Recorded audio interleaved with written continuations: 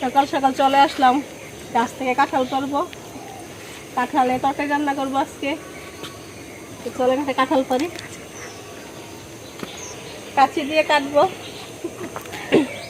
সবগুলো কাঁঠালই মানে যেগুলো বড় এগুলো উপরে, আর নিচে ছোটো ছোটো কাঁঠাল। ভাবতেছি কোনটা পারি। এখানে একটা আছে, ভাবলাম যে এইটাই কাটি।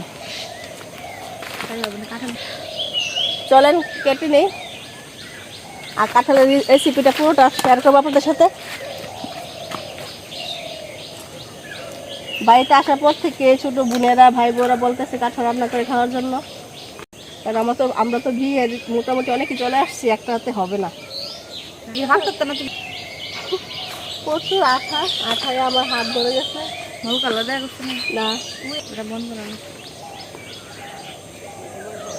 কালকে খবর দিচ্ছে মতো না, এই ভিডিও বন্ধ করবো। এখান থেকে আরেকটা কাঁঠাল কাটতেছি। যাও যাও যাও।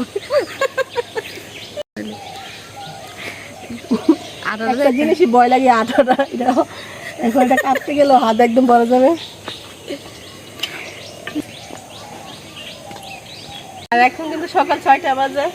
বাবা বাড়িতে আসলে সকাল সকালে ঘুম থেকেও উঠে যায়, মানে সকালে দেখতে ভালো লাগে। তো চলেন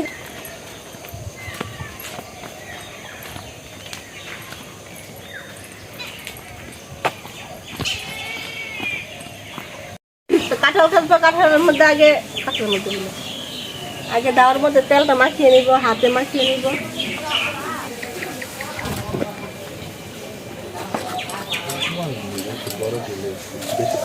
আরে বড় যে বালা জানো মোবাইল জল থেকে শুরু খা।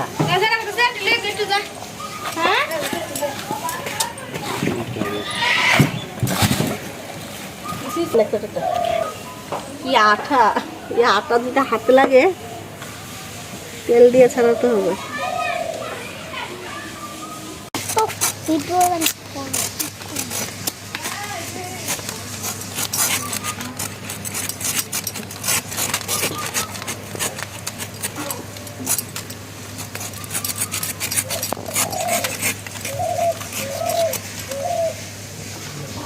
এভাবে কেটে না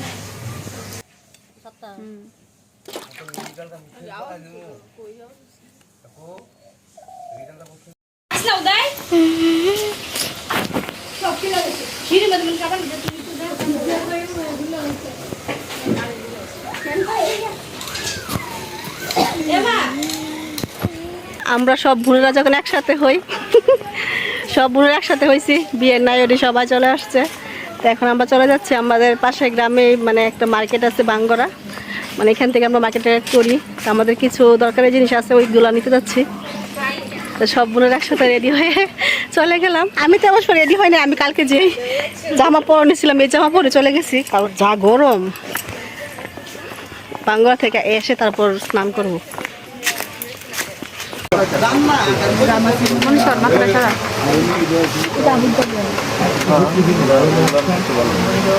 কত টাকা করে